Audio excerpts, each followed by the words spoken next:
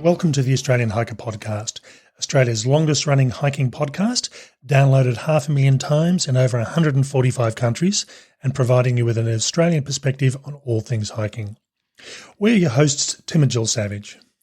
Hello everyone. In today's episode 181, we talk about our recent trip to the western edge of New South Wales to do some more remote area hikes. Before we get on to today's episode, if you'd like to help support Australian Hiker and this podcast, there are a couple of ways you can help us out. Firstly, subscribe to your podcast host of choice so that each episode is available as soon as it's published. And if you have the opportunity, leave us a 5-star review on your podcast listening service. Another way to support us if you like what we do is go to the Australian Hiker website at www.australianhiker.com.au and click on the supporters page and buy us a coffee. You can do a one-off donation or become a monthly supporter. All donations are greatly appreciated and help us to continue producing this podcast and blog. Now let's get on to today's episode.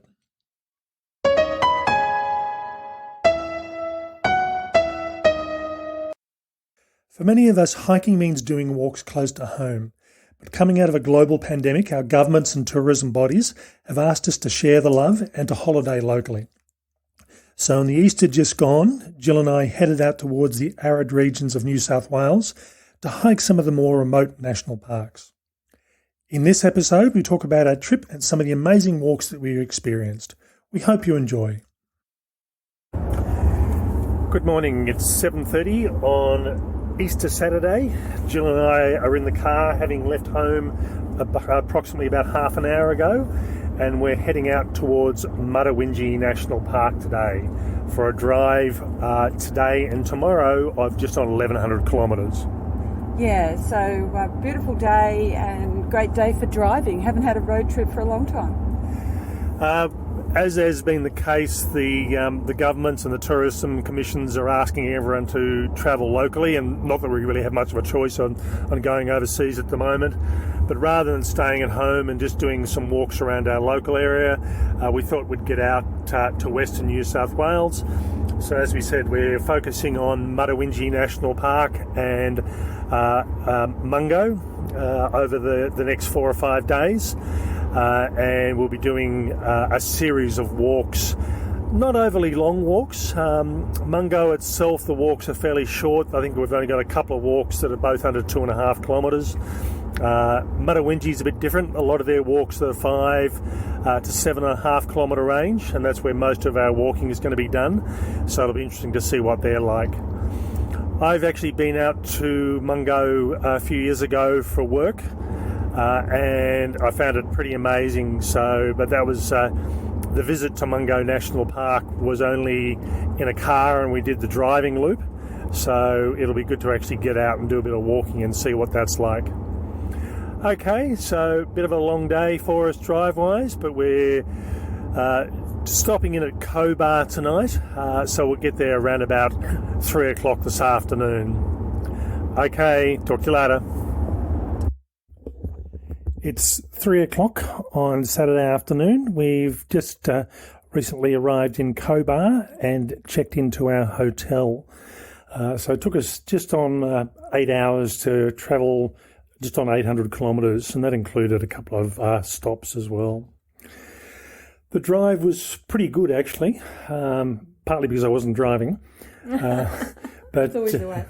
But there was very little traffic on the road, which surprised us. I thought there'd be a lot more people out and about, and certainly the hotel we've stayed at tonight, it is full, but there's only a couple of people here at the moment.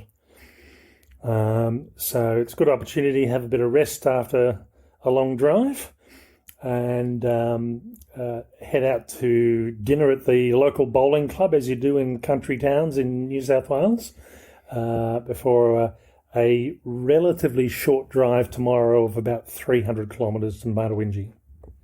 Yeah, it's been a good day, a beautiful day, clear skies, and really interesting to see the landscape change as we headed west, and also interesting to see that even this far south and west, there was a lot of rain, so the rivers are running, and you can see evidence of rain on the side of the roads from a couple of weeks ago. So, yeah, different landscape. I guess good to see the rain, and looking forward to tomorrow. I must admit, I had a look at the weather map when we got back into range and got a signal, and I think the only place that was raining in Australia at the moment was Perth. I think the rest of the country is cloudless and no rain, so whether that's actually the case or not, but that's certainly what the rain satellite is showing. Forecast for today was supposed to be around about 29 degrees. I think it's about 27 at the moment, but certainly doesn't feel as warm as that. It's actually feels a lot cooler. Okay, so a bit of an afternoon rest, a bit of a catch up on social media, and heading off towards Mutawintji tomorrow. Good morning. It's day 2 of our Easter Western New South Wales camping trip, and we're just leaving Cobar. It's just a few minutes before 7 o'clock. And we're heading towards Mutawintji. So we've got around about 485 kilometres to go for a day, and our GPS is telling us it's around about 5.5 hour trip, or she'll get us there around about 12:31 o'clock. One of the things that's really interesting to find is the GPS, which tells us where the next turn or the next diversion is saying 259 kilometres till the next turn. So we've got a pretty straight road without any detours for quite a long way. The hotel where we stayed at in Cobar last night was full up, and I think Cobar is probably a good midway point. It's a long drive for a lot of people, but it is a good midway point, particularly for where we're heading. It's a decent enough sized town. We went out to the bowling club last night for dinner, but there were other restaurants in town as well. Yeah, we had a great night and a beautiful morning again, and looking forward to this very, very straight drive today. One of the things that was noticeable yesterday, there was almost a one point where it stopped being lush green sort of environment that we were probably a bit more used to almost arid, and it was almost instantaneous. Got out to stop at a rest stop to have a toilet break, and then all of a sudden it just changed totally. This morning's very much similar. We've got very much low, scrubby sort of vegetation, a lot of wattles, some eucalypts, but it's definitely can tell you're getting into the arid environment, and the soils are progressively getting darker red as we go. Okay, talk to you later. It's 2:44 on Sunday afternoon. We've got to Mutawintji around about 1 o'clock. Stopped in at the large visitor kiosk and toilet area just down the road from the campground. Made use of the facilities, had a look around. We already had the printed information on the walks, but we just wanted to have a look and see what the kiosk was like. And then we've come down to the campground and pitched our tent and set up our car. Okay, so over the 2 days, the Saturday and the Sunday was pretty much spent as travel time, and potentially we could have done it as one really long day. But as we said, between the 2 days, it was approximately 1,100 kilometres of driving, and that was pretty much Gill. I'm quite happily... That was me, Tim, not pretty much. I'm very happy to admit that Gill is a better driver, and she's happier when she drives anyway. So it's just easier for me to just... I think I'm happier when you don't drive. So, as I said, I think we didn't quite do 800 kilometres the first day. I think it was closer sort of about 650, and again, roughly around about 450 the next day for 2 long days driving. I think overall, though, what surprised me was we always try to avoid travelling on Good Fridays, and looking at the news on the Friday night, there was traffic jams all over the place with the whole of Sydney and Melbourne and the big cities trying to escape So it's actually a better thing to have one less day on the trip and have a lot less hassle on the travelling. Yeah, I mean, I think the thing that also surprised me was, and maybe it's because we left a bit later than others, there was very little traffic on the road. From that perspective, it was very easy driving. And, you know, sometimes it's one of those things, the assumptions that you make about how everybody's gone travelling. I think they're probably visiting family rather than, you know, going to remote places and, you know, trying to get there as fast as they could to spend as much time, understandably, as they would want to spend. The other thing with this trip as well is when we got to the campground, I think over the period of days that we were there, we only saw one, what you'd class as normal car. Every other vehicle we saw were pretty much four-wheel drives, and there was the odd all-wheel drive vehicle as well. But yeah, it's the sort of thing that we came up through a town called Whitecliffs. And I think while the road was good and wide, you were required to cross some creek beds or dips that they were signposted as. And I think in a normal car, you wouldn't want to come that way, particularly if there was even the smallest amount of rain. Yeah, that's right. I mean, you could tell that they'd had rain within the last couple of weeks, and you know there were some spots where people had dried out, but people had clearly gotten stuck or bogged along the way. So yeah, definitely that route would have been four-wheel drive vehicles. Strong suggestion. And there is another way you could have continued on from Wilcannia and then turned in. There were a slightly shorter dirt road route to take. Probably wasn't as bad, but you know, you would still need an all-wheel drive, perhaps not necessarily in good times, in good road times, a four-wheel drive. One thing you need to be very wary of with parks out in Western New South Wales is, I think, and this goes for probably parks in the whole of Australia, is always check the local parks website to see what they're saying. And you know, this is a park where if there have been heavy rains, the roads can be closed and you may not be able to get into the park. So if you're about to do 1,000-kilometre road drive, you want to make sure. you want to make sure. And certainly from our perspective, you know, it had been raining a few weeks before by the look of it, but it had been fairly dry. Setting up in the campground, one of the things that surprised me was the amount of, I won't say car campers, I'll say caravan campers that there were. Pretty much every other vehicle, with maybe one or possibly two other exceptions, was either towing a trailer or towing a caravan. And we were one of the rare people that, you know, we had an awning off the side of our four-wheel drive, but we were just sleeping in our two-person hiking tent. And there were a few other tent campers, but as I said, it was really limited. Talking to a few people in the campground, they'd travelled some very long distances. They'd come up further north and even further west into New South Wales before coming down. So, as I said, it's the sort of park that, you know, really you do want an all-wheel drive vehicle or a four-wheel drive vehicle, and you do want to be paying attention to what the conditions are at the time. Campgrounds, it's an arid area campground. You know, it is dry, but even having said that, though, it was probably greener than it has been over the last few years due to the rains, but it's not the sort of thing where you get lush green grass to camp on.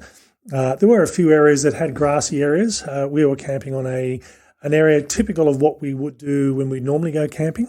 It was sort of a very sandy soil. You know, all we had to do was just push some of the bark that had fallen down from the trees away and set our tent up, you know, probably within about 4 metres, 5 metres of where our vehicle was. Yeah. The campground has picnic tables and a couple of covered I guess barbecue areas with a picnic table in them as well. So you know, lots of opportunity to sort of move about and do some socialising in a little bit of comfort. Now, once we had actually gotten ourselves set up, we had quite a bit of time available, and rather than just sitting there just twiddling our thumbs, we decided we were going to do one of the walks. And we actually chose to do the Western Ridge walking track, which is also known as the Sunset Ridge Trail for obvious reasons. That is probably the best spot to see sunsets in the whole area. Assuming you go at the time when there's a sunset. Yeah, that is true. That is true. We opted not to, and it's the sort of thing sometimes we will do, but we're quite happy to head up. And that's the next couple of recordings that will talk about that. So playing with new toys this time, we've actually got an awning for our four-wheel drive, just to give us a bit of shade and shelter, given that we are going to be sitting outside for a reasonable period. And it is hot. The temperature's around about 30 degrees today. Yeah, so we really feel it here. It wasn't so hot along the way in terms of some of the places we travelled through, but yeah, definitely it's heated up, and so it's going to be a bit of a hot, tough 6K walk that we're about to do. This walk is also called the Sunset Ridge Walk, and they recommend timing it to do it where you've got a sunset. But given the time of the year, we've just gone in, had daylight savings finish. We didn't want to wait for another hour and a half, in fact, another couple of hours before we started making our way up the hill. So happy not necessarily to see the sunset from the top and to see what it's like during the daytime. Well, it depends on how long it takes us to get up there, I think. Yeah, that's true. That's true. All right. Talk to you later. Good afternoon. It's 4:16 on Easter Sunday. We're about halfway through the first of our walks, and that's the Western Ridge Walk. And this takes you across the road from the camping ground, and you walk up the ridge line, looking down into the valley below, getting views to the day activity area, the camping ground, the park infrastructure and community area, and then back on the other side of the ridgeland, you've got just wide open plains. Vegetation is fairly sparse. I'd probably class this as semi-arid, maybe into arid. And it is pretty green at the moment. They've had a lot of rain out here, like the rest of Australia, over the last 3 or 4 weeks. So it's probably greener than it was. Very different than what we're used to doing. Very similar in some respects to the Larapinta Trail, because there's a lot of rock and the trail you're walking on is very rocky, so it's not particularly flat. So you do have to watch where you're putting your feet, and it is working your legs out. Yeah, today's a 30-degree day, so and late afternoon, so pretty warm at the moment, but definitely worth the scrambling up the rocks to get onto the ridge and have that view over the other side. And Tim said it was vast. That just doesn't even come close to describing the expanse that you see on the other side of the ridge. This walk isn't overly long. It's around about 6 kilometres, but it is classed as a grade 5.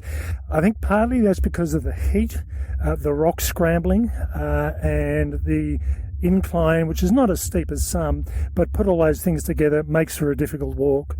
So as I said, we're about halfway through this walk at the moment, and we've been going for about an hour and 15 minutes. So I think in that respect, by the time we get back down, it's going to be 2 hours 45, almost 3 hours for a 6 kilometre walk, which gives you an indication how slow going this is. Whereas do this walk on flat sort of coastal or inland areas and it'd be much quicker. Okay, talk to you later. We've just finished dinner after getting back from our walk. It was quite interesting actually. It took us a while to get up to probably the best viewing spot on top of the ridge. In fact, about an hour and 15 minutes. But all up, we probably finished well under 2 hours. So it was sort of the hard bit first, and then the easier piece as we're coming down. Yeah, the climb up was steep, a bit of scrambling, and but quite short, and then the descent was longer. The way we went, longer, but quite gradual, so, very doable. We probably aren't far off going to bed now, and thankfully it was daylight savings finished last night.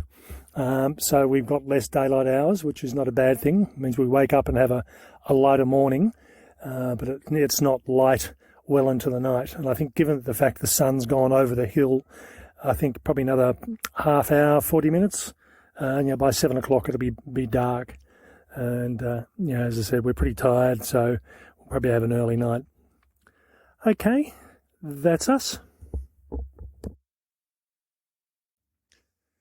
So that was the first of our walks in Mutawintji National Park. And for us, it's a bit of a strange one. And I'll preface that by saying this is an arid area national park.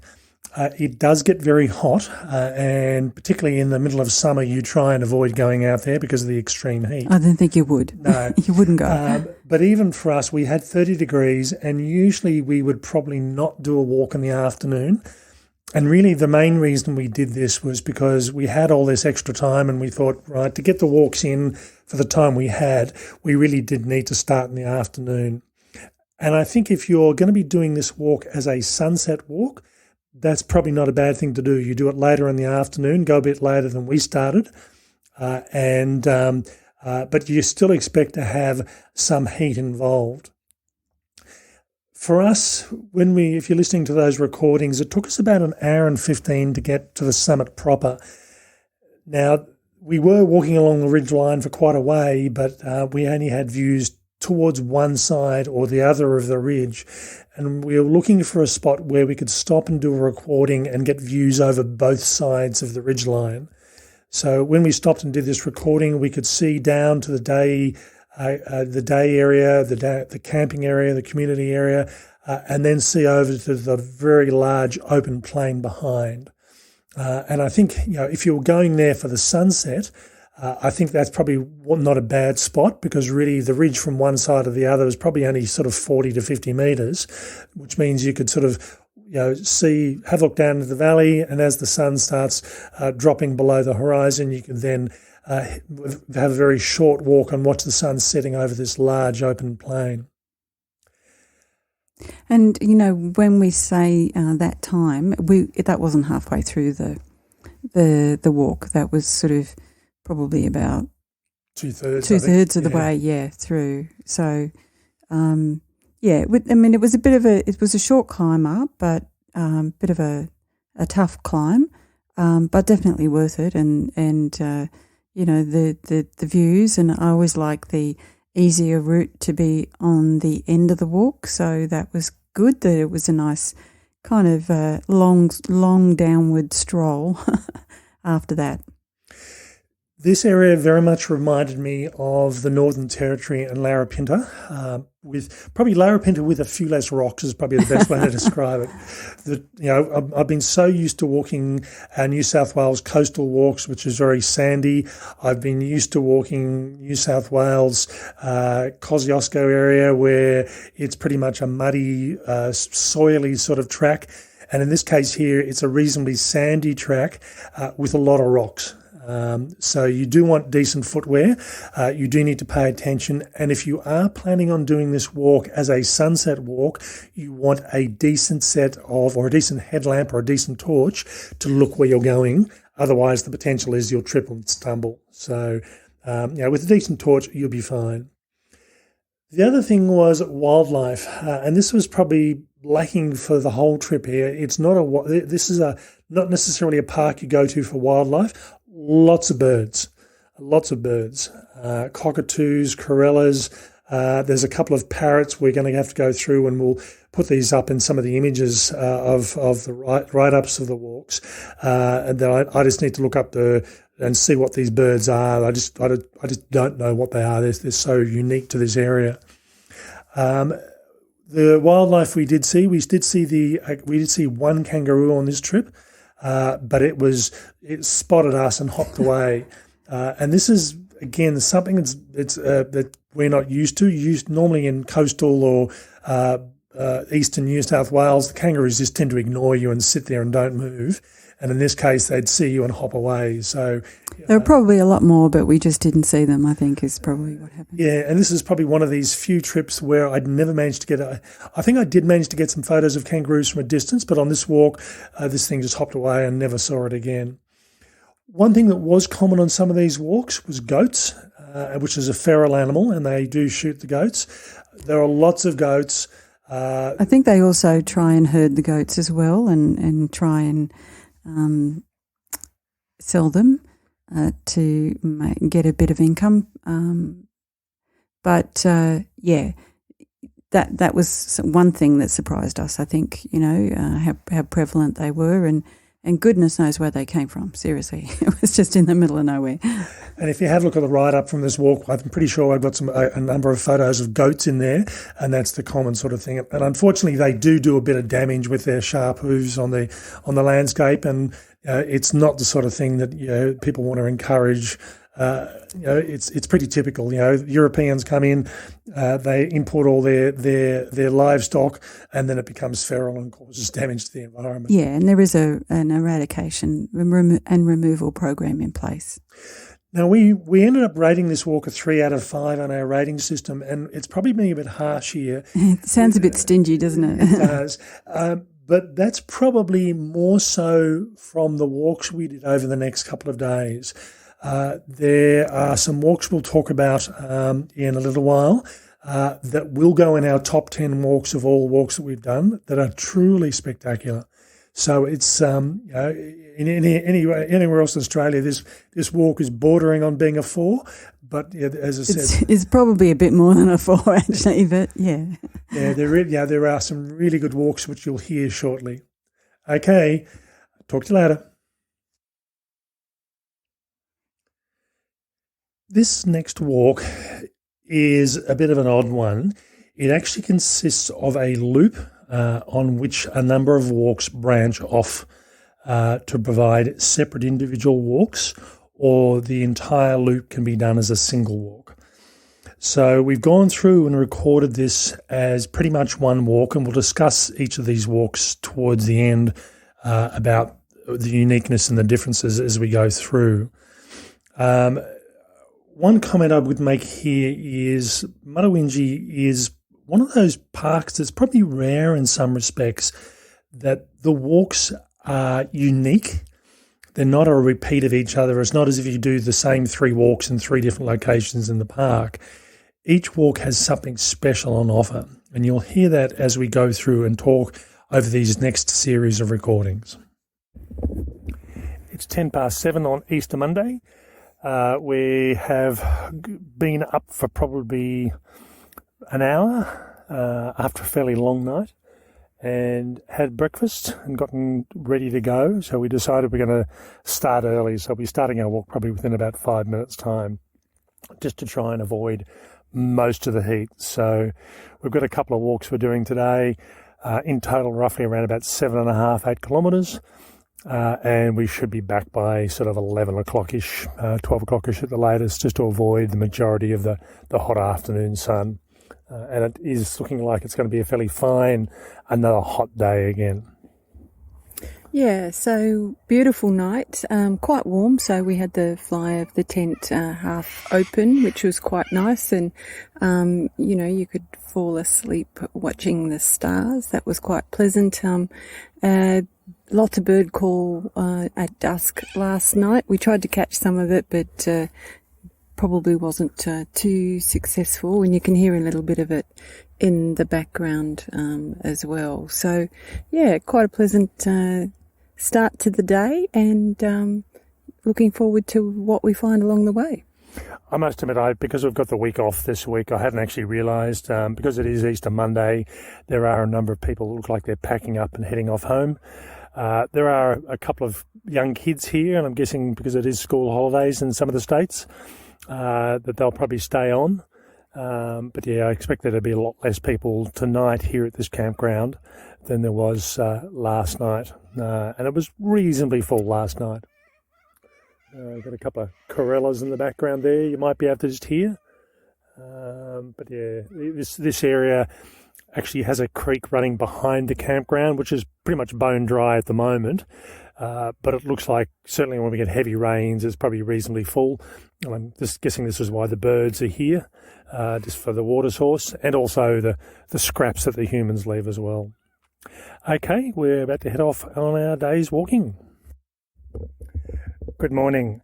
Today we're doing the Rock Pools Loop Walk in Mutawintji National Park, And while this is only the second walk we've done here so far, I think we're going to be finding anything else that we do is going to be hard pressed to beat this. This is really spectacular. You do need to have a bit of head for heights. There is some rock scrambling involved, and at the moment we're sitting probably around about 3 metres back from the rock edge, just taking views down into the valleys below. It is really, really nice, and you've got these hard red rock bluffs winding their way and forming the valleys. It really is impressive. As we leave here, we get very close to the edge. We're probably only about 1 metre from the edge before we start making our way back down. So as I said, if you don't have a head for heights or rock scrambling, possibly not the best one to do, but if you do, I think it's really well worthwhile. Yeah, I'm just loving it. I'm loving the rock scrambling, and the rocks are quite varied. So sometimes it's, quite close in and, sort of hands and feet all happening together.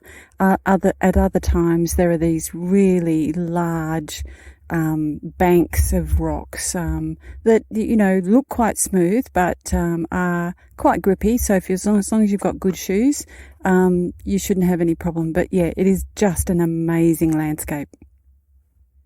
Okay, talk to you later on. Good morning.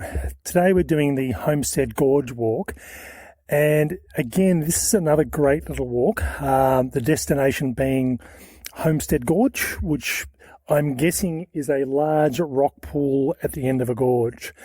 And why I say I'm guessing is there's a section of information missing off the write-ups from the parks and the signage on the information kiosk.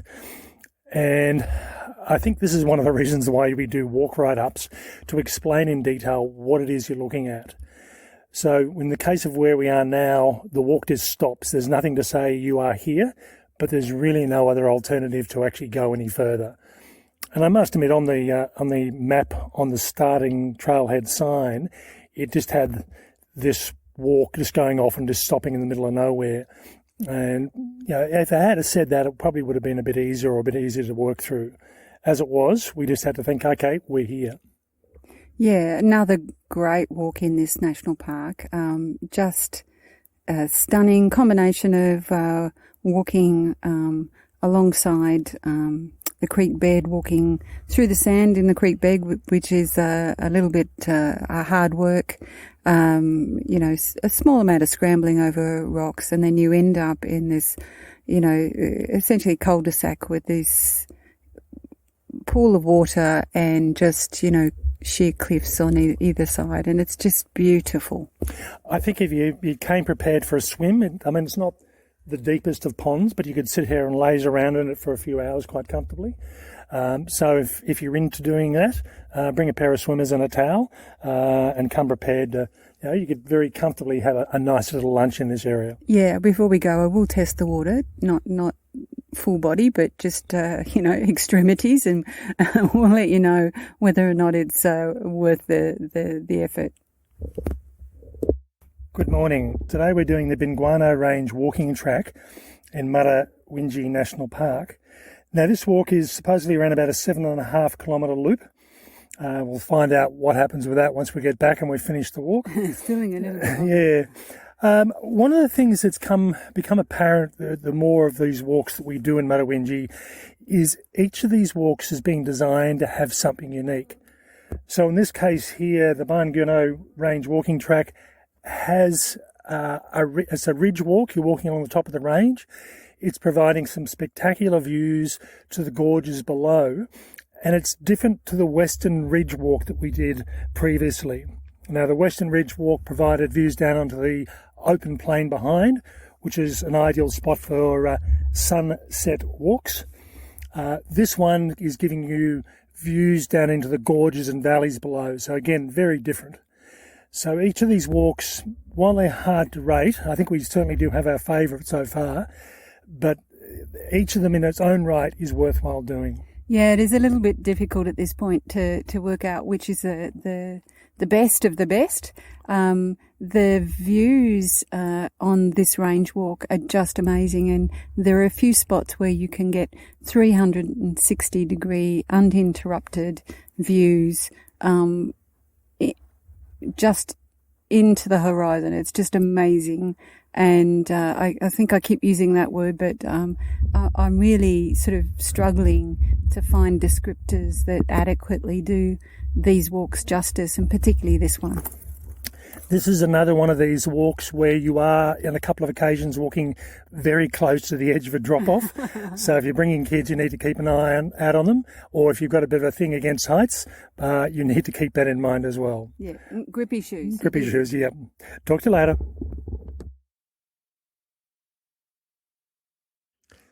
Okay, so that was the series of recordings we did from that large loop walk. And as we mentioned, you can either do all these walks in one go as a loop, and that will take you around about 10.5 kilometres, or else you can do the walks individually and choosing to do components of, or just do single parts of and treat them as separate walks. Yeah, when you do the loop all together, it is a pretty tough walk. I mean, 10.5 kilometres doesn't sound very challenging, but they are challenging walks. There's lots of clambering, lots of climbing, and for some people, I'm not quite sure, some people actually took quite a bit of time to get around. So from our perspective, we took about 5 hours and 15 minutes, and we considered that to be slow, but we tend not to dawdle. We don't just sort of lie there and have a sleep or anything else. There were 2 other couples that did the walk the day after we did, and they both took around about 8.25 hours to do these walks. But in talking to them both, they were saying that at least one of them was saying that they did about a half-hour swim, and then a bit further on, they managed to get internet signal and checked all their emails. Yeah, but I think also, we stopped along the way and took photos, and we did the recordings, and we did other things as well. So, we're not the fastest when you add all of that in. And it is about the experience and the enjoyment. And I think the days they did it, they were probably hotter days than the day before that we did. So certainly if you're doing this as one single walk and doing all the individual components, I'd probably say allow about an 8.5 hour time frame. And again, given the heat, one couple started at around about 7 o'clock, while another started at 9:30, and they got back roughly 8 hours later. So I think I'd almost be inclined to sort of start at 6:30, and that's still going to get you back around about mid-afternoon anyway. But it does mean you need to take snacks and water and lunch with you. And if you are going to swim, a towel or something you can swim in as well.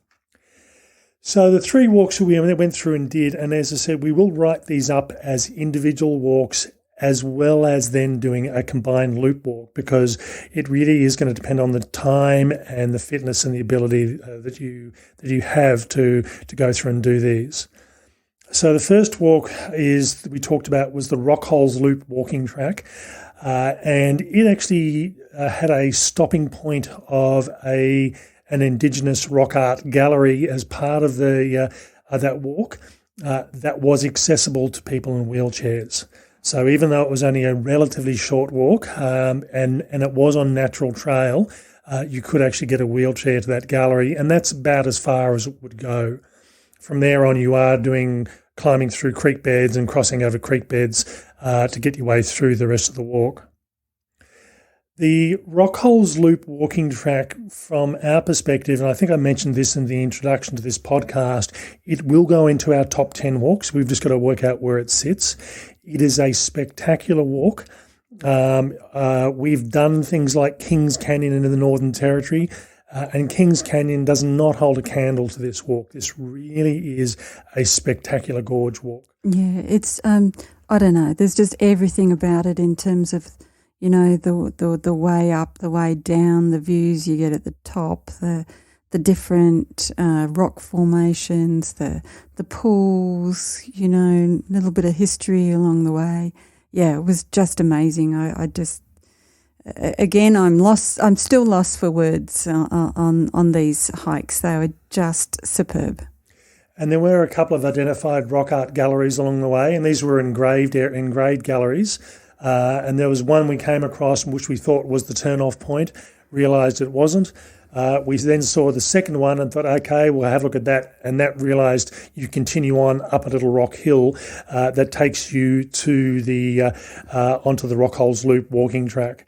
And that little tour or little trail up to the top there, sometimes at times you stood there and thought, wow, can we actually get up there? And then when you do it, it's like, oh, that wasn't that hard, was it?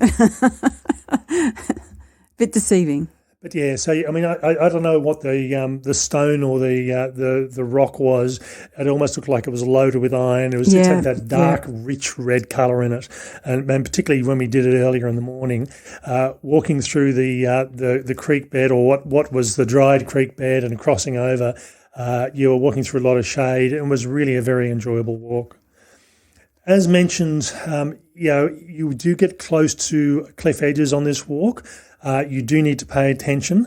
The rock scrambling is not difficult by any means, but there are occasions where you need to have feet and hands in contact with the ground with the rock to sort of pull yourself up. But if you don't mind the heights, it is without a doubt probably one of the best walks we have done in the last 12 months. And certainly, as I said, it will go into our top 10 walks of all time. From there, we made our way back down again, and you come back down to the best way I can describe this is a hub. So you come back down to a small little grassy area, not a bad little area for a break or a stop, and you can then either return back the way you came, and that gives you what is supposed to be roughly a 7.5 kilometre walk, or you then continue on and add another component of the loop, or you continue on and do the whole loop. So for us, we continued on and did the Homestead Gorge walking track, and that really, from where you return from the Rockholes Loop walking track, you then turned up the rock gully and continued on. Now, the Homestead Gorge walking track, the destination point really is a large body of what looks like almost permanent water. It's probably around about 60 metres long, maybe 10 metres, 15 metres wide. Doesn't appear to be overly deep. And talking to some of the other people who did this walk, they went and swam in this, and Gill did test it, and I think it was reasonably warm enough. Fresh. Yes, I mean, it was a hot day, so the temperature difference between the water and the air temperature was pretty high. But yeah, it would have been it is a great spot to cool down and recover before you continue on or continue back to the start. So if you don't mind having a bit of a swim and a bit of a break, bring something you can swim in and a towel to dry yourself off before you continue on. Now, this walk is again another one that's actually listed on the park walking track, our walking tracks, and you can actually return back to the way you came without continuing on the loop. We ended up going back to that hub point and taking another branch which directed us across the dried creek bed to the Binguano Range walking track. Now, this one you need to sort of look at the signage, and the signage is not too bad actually. If you pay attention and think, okay, I haven't seen a sign, and you look across your field of vision, you'll normally pick one up. And this one actually takes you up out of the creek and you're basically heading up to the range. Again, this is one of these walks where you're walking across the top of a ridge line, getting views. I don't think they're as spectacular as the Rockholes Loop walking track was, but it's still good views down into the surrounding landscape and off into the distance. For that one, it was pretty much 360-degree views. And just again, you said earlier, Tim, about all of these walks being quite individual, another really different walking experience. So, doing each of these three, either as standalones or as part of the larger loop, you're seeing something different all the time. So with the Binguano walk, once we'd actually stopped up the top, had our views, and I think this is, if you're desperate for internet signal, this is probably where you're looking at it. You're starting to make your way back down and continuing a loop to join back up to the creek bed you came up on. Now, a word of warning through here, and because it's not actually apparent on the information signage, we came across a narrow area that required us to change levels. And the way we did this was by means of a 3.5 to 4 metre long piece of rope that required us to sort of let either, in Jill's case, she slid backside down first, holding onto the rope, where I sort of turned face into the rope and walked back down. Choice is yours on this one through here. But again, if you don't have a good head for heights, or it's not something you feel comfortable in doing, you may actually have to turn around and return back the way you came. Which would be a hell of a hike, but it was about a 5 metre drop all up. And I guess for me, I could have turned around and done it the same way Tim did it. But for me, it was easy enough to just shimmy down using the rope as a guide and then just jumping into the sand for the last piece. So that worked okay for me. But I think, Tim, there were a couple of narrow spots and you probably needed to do it slightly differently. Having said that, you get off there and you then make your way down the gully, and about 10 or 15 metres later, you have to work your way through a narrow slot canyon. And it's not long, it's probably only 20 metres long. I think if you are a hiker that is above 150 kilos, you are probably going to struggle making your way through there. I do see some bigger hikers around from time to time, but again, it's the sort of thing you've got to virtually hold on to the edges of this narrow rock crevasse and just worm your way down as you're going. And there was a short piece of water in there which you had to try and avoid. Would have been easier without the water, but we both managed to get through and keep ourselves dry. Yeah, I must admit, I wasn't sure that you could squash yourself flat enough to get through that piece, but you managed, yeah. And I think the advantage of being slightly bigger is you can actually manage to wedge yourself, whereas if you're a bit smaller, you have to sort of extend the arms a bit more. From there, pretty much the return back to the main channel of the creek was through the creek bed itself, and the directional signage tended to take you from one side to the other depending on where the best walking area was. And I'd say that in this area, sometimes the signage was few and far between. With the rest of the track, you'd pretty much get a sign guide of some sort fairly regularly. With this one, you just had to trust that you really couldn't go off track. If you stayed on that creek bed, you had no choice but to be taking the right direction. But we weren't aware of that at the time. And, you are having to go across dried creek bed, and, it's not a quick process.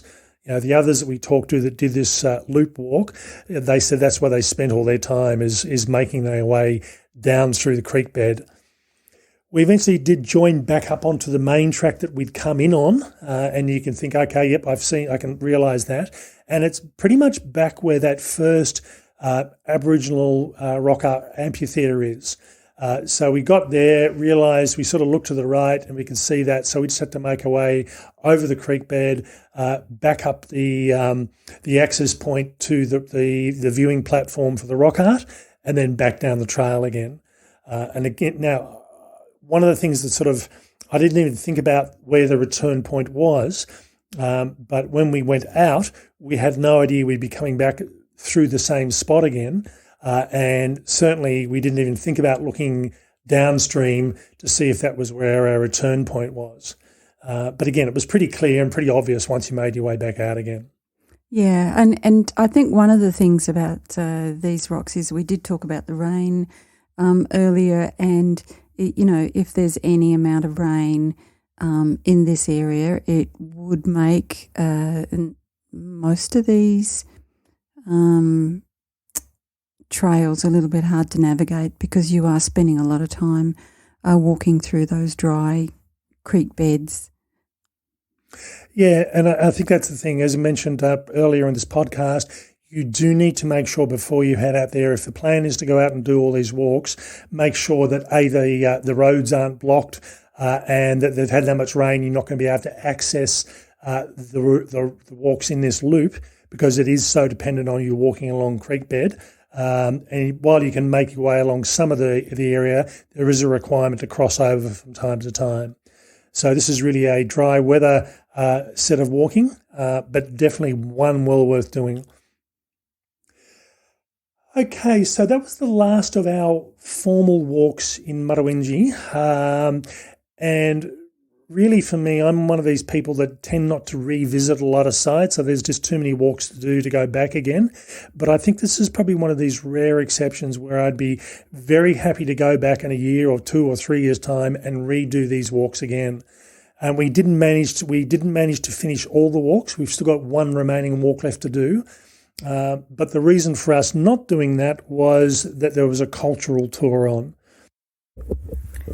So we had a slightly different start to today. We went along and did the Indigenous Heritage Tour with one of the guides here, and also the CEO of the National Park was there. Really, really, really interesting and definitely worth doing. Some amazing rock art of different kinds and a really detailed and very informative explanation of what we were seeing. I think from my perspective, we had actually planned on finishing off the last walk that we still had to do in the park, but and we hadn't actually planned on doing the heritage tour, but the opportunity arose and we thought it's a good time to do that. We can always come back and finish the last walk at some stage. I think from our perspective, we've done a number of Indigenous heritage tours over the years, given that for a number of years I did work in Indigenous heritage, and this was probably one of the better ones. It was, it wasn't by any means polished and spotless, but it was real, and I think it was, it just had that realism around it that a lot of others tend to lack. Yeah, and I think was very informative and very engaging, and for me, it is the best one I've been on, and have done quite a few around the country, and I think what Tim was saying around it's real. Is quite an important aspect. Wasn't trying to be anything, wasn't trying to convince us of anything, wasn't trying to, make the white people feel bad about what we've done, though we probably should, and many of us do. It was really about, what we're seeing and what's happened and how we got here, but also their aspirations for the future. So we've just been spending the afternoon just sitting here. I think for some reason we didn't account for the downtime. It is reasonably hot, so the last thing you want to be doing is out in the heat if you can. So we've tried to get out and about in the mornings and have the afternoons off. But we didn't bring books to read, and I don't know why that was. So we're just sitting here taking in the scenery, and people. And we have no internet connection, so we can't even be distracted that way. So as we said, we're just sitting here taking in the scenery and people watching. So tonight's our last night at Mutawintji. Then we're getting up early tomorrow. We've been waking up probably around about 5:30, and just thinking, when can we get up without bothering people? Everyone else tends to be late to go to bed. We tend to be early to get up. So the whole concept of early to bed, early to rise, that's pretty much us. Yep. So we're typically first up in the whole campground, get up, have a cup of tea, have breakfast, and then sort of we're walking by 7. But in this case, I think we'll be in our cars leaving the park by sort of 6:37 tomorrow. Yeah, it's a bit disappointing for people tomorrow because we will be making a noise a little bit early. We'll do what we can tonight to pack up, but as Tim said, for some reason, even some people who've done the longer walks today, one couple got started quite late and they're not back yet, and it's pretty hot, and they're probably expected back maybe an hour and a half ago, but the weather's obviously kept them. So tomorrow we're heading towards Mildura via Broken Hill. We were tossing up about whether we drop into Mungo National Park and do some of the stuff we'd planned on. But we thought rather than making it a really long day and trying to force it, we'll actually drive back out from Mildura on Thursday and do the day out at Mungo. Got a couple of short bushwalks. And if we can there's a 70-kilometre drive that takes us around to some of the scenic points around the park.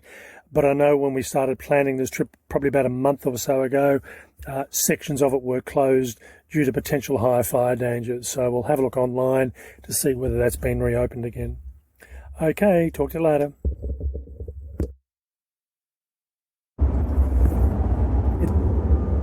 It's day 5 of our Western New South Wales trip, and we woke up as early as we usually do, and when well and truly the first one's up. So all we had to do was finish up packing in the tent, get dressed, and we ended up leaving just before 6 o'clock this morning. We've been on the road for roughly around about 2 hours 45 minutes. Had breakfast at Broken Hill, and we're just heading south towards Mildura. We originally were going to go straight to Mildura today and then come back tomorrow and do Mungo National Park. And we decided given how early we are, and we would have well and truly got into Mildura by sort of lunchtime, that we decided we'd do Mungo today. We've only got 2 short walks and hopefully a 70-kilometre drive along the driving circuit, if that's still open. Yeah, so another lovely day, not a cloud in the sky. I think there's evidence of rain in lots of places, particularly around Mutawintji. I think fortunately we've been saved from all of that. And easy driving, lots of straight roads, which makes it quite fine, and an end to the dirt roads, which I don't mind too much, but it can be a bit jarring with the ruts in the road, that kind of stuff, particularly after all the rain that they've had. But yeah, looking forward to seeing Mungo. Okay, talk to you later.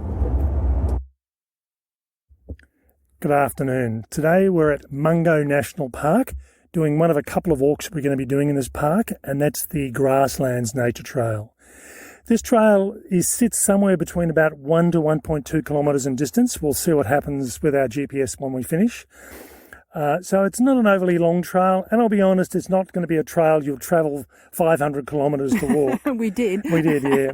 But I think there's a couple of reasons for looking at doing this trail. 1, it's here. 2, it's a wheelchair-friendly track, albeit in a dirt track, but it's fairly flat and open and wide, so it shouldn't be too difficult to get a wheelchair around. And I think the main reason this track is here is to showcase the environment, the challenges that it faces, and talk a bit about the vegetation. So if you're new to this area, it provides a lot of good information. Yeah, it is quite interesting. The signage is very good, and the information around, I guess, a lot of impact of European influence. So trying to manage rabbit numbers, what they're doing in relation to managing fire, but also the normal sorts of weather conditions and how it impacts the trees and the regeneration. Okay, on with the walk. Okay, so that was finishing off at Mutawintji National Park and then heading on towards Mungo National Park. I must admit, Mutawintji was a park that I didn't really know much before this trip. Gill had gone through and done all the planning for this Easter trip this year, and I wasn't quite sure what to expect before I went out there. And for me, it really is a hidden gem of a national park. It is a long way to get there. It is remote. Ideally, you do want to have a four-wheel drive or at least an all-wheel drive vehicle to get there. But it is well worth the visit. And if you're heading out towards the direction of Broken Hill, or you're a keen hiker and just want to go out and do the walks, it is really well worth doing it. The trip onto Mungo, I'd actually been to Mungo National Park in the past, but that was for a work-related trip. And so we wanted to go back out and to show Gill and also to try and do some walks. We ended up planning on doing 2 walks. We completed 1 walk, which was the Grasslands Trail, and we attempted to do a second walk, but in all honesty, the heat just got to us. I mean, that's the thing about walking in these Western New South Wales areas. If you live out there and work out there, it's a different thing. But certainly for us, the heat becomes really hot. It's just too hot after lunch. Well, even the locals were saying it was too hot at Mungo. So I think, we ended up doing the 1 walk, and that's fine. And I think from Mungo's perspective, Mungo's more about the heritage. It is a World Heritage Site. It is there for cultural reasons, and many people may have heard of Mungo Man and Mungo Woman, which were 2 mummified remains that had been collected many years ago and handled quite badly before being handed back just recently to the local traditional owners. So it's a World Heritage Site. It is well known. And the scenery is quite spectacular. We went and after we did the walk, we went to do this 70-kilometre self-drive tour, and we were aware before we went out there that it potentially may have been closed. And when we dropped into the visitor centre, sure enough, because of the excessive rain that had over the last month or 2, a lot of the roads had been damaged and hadn't been repaired. Yeah, it's not one thing, it's the other, isn't it? So we went and did the Walls of China, which is a well-known feature. And the second site we got to Red Top. And that's where we could stop, get out and have a look. And again, there's some quite unique geological formations there. Get back in our car and turn around and head back to the park entry. And in both those locations, there are viewing platforms and interpretation signage and, really helpful things. It is partly about the landscape, but also obviously about the heritage as well. So we then headed into Mildura. We got into Mildura around about 5:30, I think it was, that evening. And I think that's because you stopped navigating from that point. and I must admit, Mildura is one of those sort of towns. It's the second time I've been there that I can at least remember. I know I have been there as a young child. I just don't remember it. And it's a really nice town. It's a rural sort of town, lots of citrus, lots of wineries out there, but it just has a nice feel about it. Yeah, it does. It does. And we made the mistake, I suppose, of trying to just turn up to a restaurant without a booking, and we found that a lot of the restaurants were booked. So there's a lot of tourists there, either through school holidays, a lot of the grey nomads wandering through the countryside, and it surprised us. One of the things we hadn't really thought about was it was going to be that busy, and in fact the gentleman who did the heritage tour in Mutawintji was also, his real job was in managing a hotel. And he said even through COVID, he had about 80% occupancy, which is very good for a hotel. So I think people are trying to avoid the tourist hotspots. And the big city centres, I think. The big city centres and getting out into the remote areas. So, and that was an issue for us as well. We were originally planning on camping at Mungo, but because one of the campsites was closed due to the damaged roads, it was booked up. So we, even though we booked a couple of months ago, it wasn't enough time. So just because it is remote, expect there to be a lot of people out there. Yeah, and Mungo is a really interesting one because people, the walks, the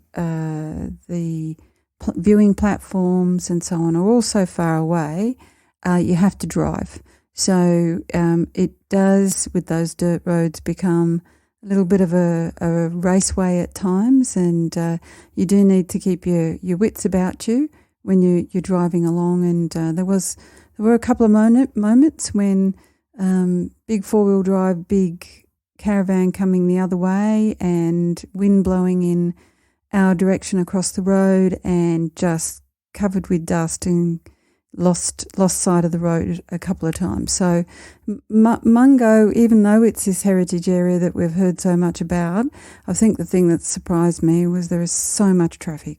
Yeah. But really, from my perspective, Mungo is more about the heritage tourism rather than the walking. Mutawintji, the Indigenous heritage was very interesting, but I think it was more, for me, the walking was spectacular. Yeah. I mean, both are very good, but definitely they're two different national parks, and there are a whole bunch of national parks in between, and a whole bunch that we passed along the way that we hadn't planned to go to, that now we're going to start doing a little bit more research around some of those smaller remote parks. It's day 7 of our Western New South Wales trip, and we're heading home. We've been on the road for around about 2 hours now. Left Mildura just before 6 o'clock this morning. Just passed through Balranald. We've still got another 621 kilometres to go. And that's, according to the GPS, around about just over 7 hours worth of driving. By the time we get a couple of breaks in there, it'll probably be, it definitely will be a bit longer than that.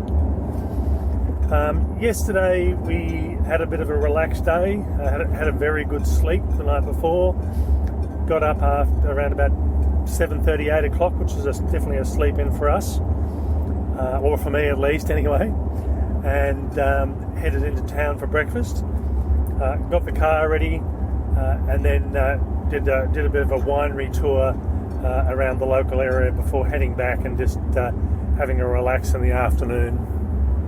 Yeah, so I was just thinking about the highlights of the trip.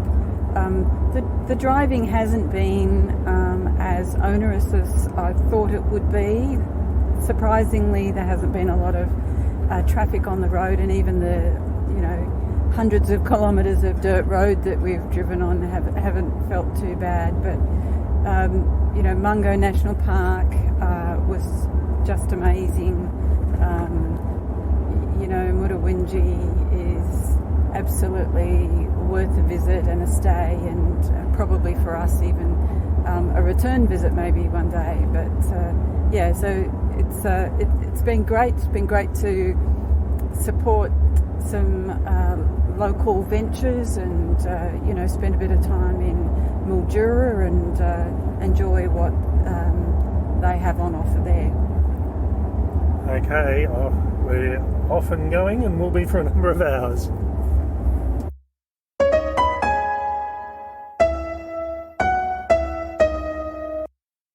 Okay, so that's all for our trip to the western border of New South Wales.